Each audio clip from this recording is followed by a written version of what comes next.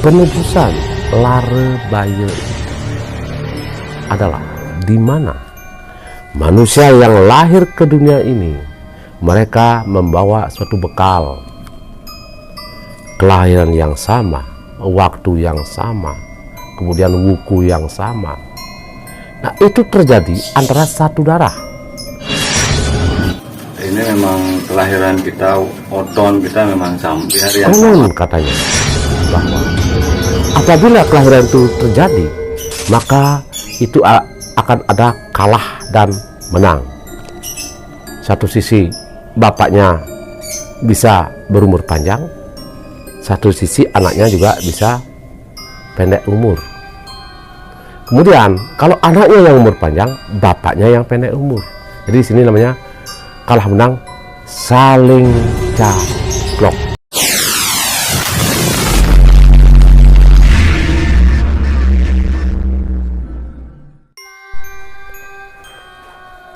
Om Swastiastu, Om Awigenam Astu Namo Buddhaya. Sahabat muda, sahabat milenial, kemudian teman-teman spiritual, para sepuh panita guru yang ada di tanah Bali, kemudian di alam Nusantara yang sangat saya hormati, kemudian yang sangat saya muliakan. Nah, hari ini saya ingin berbagi tentang apa? Tentang kelahiran. Bagaimana manusia, sosok manusia itu lahir di alam nyata ini, kemudian membawa suatu bekal, suatu tanda yang telah diwariskan oleh Tuhan Yang Maha Esa. Di mana di Bali diyakini, sangat diyakini sekali. Karena tanda-tanda itu, bekal-bekal itu yang dibawa oleh manusia itu sendiri di alam sana akan membawa satu akibat, membawa satu kebaikan, membawa satu keindahan, kemudian bahkan membawa suatu penderitaan. Nah, di sini saya ingin berbagi, bukan masalah tentang melik itu sendiri, tetapi di sini saya berbagi tentang bagaimana kelahiran seorang ayah atau ibu, kemudian kelahirannya itu sama persis dengan anaknya. Cuman tahunnya aja yang berbeda. Wukunya sama, bulannya sama, bahkan dia sama kelahirannya. Nah, ternyata itulah membuat suatu akibat kepada manusia itu sendiri. Kalau kelahiran manusia itu sama dalam dunia ini, baik antara ayah dan anaknya, atau anaknya dengan ibunya sama, maka di situ akan jadi satu masalah yang sangat besar. Nah, kemarin ada seorang bapak datang ke tempat saya. Nah, beliau datang ke tempat saya dengan membawa satu masalah. Bahkan beliau bilang sudah kesana kemari katanya. Saya sakit, kemudian istri saya sakit, anak saya sakit. Dia punya anak 3. Semuanya dirundung malang ya. Semua kena masalah. Ini memang kelahiran kita, oton kita memang sama di hari yang sama. Dan itu kejadiannya bergantian nih, kadang anak sakit, kadang Istri sakit, kakaknya ini juga kadang-kadang lihat roh halus ya. Iya, betul. Nah, sekarang udah nggak lagi. Sudah enggak lagi. Nah, dulu memang beliau tuh sakit, jadi sakit terus menerus sakit. Jadi setiap hari, 2 hari, 3 hari sakit dan bermasalah. Nah, di sini antara bapak dan anak sangat-sangat dirundung kesakitan di sini, dirundung penderitaan. Nah, terkadang bapaknya sakit. Nah, sakitnya itu tidak sama. Jadi kadang-kadang sakit perut, kadang-kadang sakit kepala, bingung. Nah, bapaknya sakit, anaknya yang sembuh. Nah, kemudian apabila bapaknya sudah disembuhkan, anaknya lagi yang sakit. Sakit dan sakit. Kemudian anaknya bisa disembuhkan, bapaknya lagi yang sakit. Jadi gantian ini. Jadi bergantian antara bapak dan anak. Kenapa? Mereka dalam kelahiran yang sama ternyata. Setelah mereka datang ke sini, kemudian saya tanya, harinya ternyata sama. Nah, ini. Nah, ternyata permasalahannya ada di sana. Di sanalah kemudian permasalahannya. Nah, lalu dalam keluarga itu bukan bapak dan anak aja yang kena sakit, dengan anak yang satu kelahiran itu yang kena sakit, tetapi dia berimbas pada keluarga mereka itu sendiri, seperti ibunya, saudaranya. Nah, itu semua kena sakit. Yang saya ceritakan tadi itu adalah seorang bapak dari Angantake. Nah, beliau Bapak Gusti Ngurah Suwarna. Nah, beliau tinggal di Angantake. Nah, kemudian beliau datang ke sini dengan membawa satu masalah. Nah, di sana baru saya temukan atas beliau yang berikan tuntunan pada saya sendiri, akhirnya saya temukan itu. Oh, ternyata inilah kelahiran yang sama. Nah, di sini baru saya mencari tahu di Waraspati Kalpo ya. Kemudian saya hubungkan dengan apa yang dikatakan oleh beliau sesuhunan penembahan saya, dan saya hubungkan di sini. Nah, di situ saya ambil dari kelahiran mereka berdua. Kita mencari apa penebusannya, yang namanya penebusan di wuku itu sendiri, di hari itu sendiri. Kemudian ada pengelukatannya, kemudian apapun bentuknya itu ada di sana. Memohon kepada beliau dan orang yang lahir itu supaya nanti apa yang menjadi pembawaan dia dari alam sana itu supaya nanti dinetralisir, supaya tidak menyakiti orang itu sendiri. Nah, lalu kemudian kita mencari penebusan itu sendiri, baik itu penebusan yang tertuang dalam Waraspati Kalpo itu tentang kelahiran anak itu sendiri. Lalu kemudian di sana ada namanya Larebayo. Nah, Larebayo itu ada dua sarana yang harus dipenuhi di sana. Nah, sarana yang pertama adalah dari laut.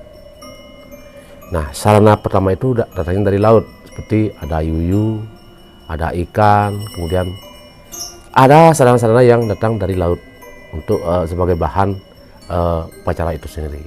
Kemudian di sana ada juga dari hutan. Nah, dari hutan itu kemudian ada bahan-bahan juga. Bahan-bahan dari hutan tuh kita kumpulin seperti namanya pala gantung, palu bungkah. Kemudian di sana juga ada yang namanya ada sesari di sana. Ada sesari, baik itu sesari yang sifatnya di kuangen, ada juga sesari yang di dalam ketipat. Nah, kalau nggak salah di kuangen itu ada 55 sesari ya, kalau udah salah ini.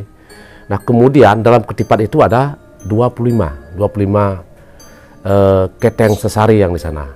Kemudian semua tuh semua itu sesuai dengan kelahirannya itu uripnya itu jumlahnya itu 8. Ada juga di sana jajan-jajan, bantal, ada juga bermacam-macam. Ada benang setukal, itu jumlahnya 8. Kemudian ada penyenang 8. Kemudian, nah di sini carunya juga ada yang namanya caru yang urip 8, yaitu Brumbun. Nah, di situ kita akan menyesuaikan dengan catatan-catatan yang ada di Waraspati Kalpo itu sendiri. Kemudian kita tuangkan dalam sebuah bebantenan. Nah, di sana kemudian orang yang bersangkutan itu awalnya kita tebus dengan kelahiran yang normal. Kelahiran yang normal berarti kelahiran yang sesuai dengan kelahiran wuku, hari, dan yang sesuai dengan apa kelahiran mereka berdua itu. Nah, kita bayuh dengan itu. Nah, itu beda lagi dengan Larebayo itu. Itu uripnya juga sesuai dengan kelahiran dia 8 uripnya. Nah, kemudian kedua-duanya kita kasih ayaban, kasih penebusan di sana dengan caru dan penebusan kelahirnya dia. Kemudian baru kita tebus dengan Larebayo itu sendiri. Yang tadi yang sarana itu dari laut, kemudian sarana itu dari hutan itu sendiri. Nah, setelah kemudian orang itu, kelahiran itu dinetralisir untuk tidak semua nanti harapannya tidak saling makan di sini, supaya tidak sering caplok ya, kalau orang Bali bilang saling caplok ya, itu maka itulah sarana untuk menetralisir supaya nanti semua akan baik-baik saja. Jadi antara bapak dan anak itu sudah natap pecaruan Brumbun dan pebayuhan itu sendiri. Yang terakhir namanya Larebaya itu sendiri. Nah, lalu kemudian setelah mereka natap pebayawan itu sendiri bersama dengan saudara caturnya, yaitu Anggopati, Marjapati, Banaspati Raja, mereka itu baru kemudian kita ajak ke Lebuh. Nah, di Lebuh kita tuh kembalikan ke Durga. Di sana kembalikan ke Durga dengan Segah Nagung dan penyembelih ayam sembrulungan. Jadi sebagai penukar ale hayuning pelekadan, jadi jelek dan baiknya tentang kelahiran dia. Nah, bawalah ke Durga. Nah, setelah itu baru kemudian dimohonkan kepada yang guru yang dewa, leluhur mereka, sekarang memohonkan pada leluhur Sang Yang Siwo Guru. Di sana diharapkan Betara Siwo Guru memberikan satu anugerah di sana, pembersihan di sana, artinya menghilangkan noda-noda yang ada dalam tubuh si anak dan bapak itu sendiri. Nah, di sana kemudian baru diruat dengan celebusan 8 warna. Nah, celebusan 8 warna itu dicari dari air yang keluar dari tanah itu sendiri, air yang keluar, celebusan yang keluar dari tanah itu sendiri. Kemudian kita ambil, kita mohonkan untuk pembersihan si orang yang membayuh itu tadi dengan 8 warna, dengan kembang 8, dengan 8 warna air dijadiin satu, kemudian dipuja, dikasih mantra mohon anugerah ide Sang Yang Siwa Gamana.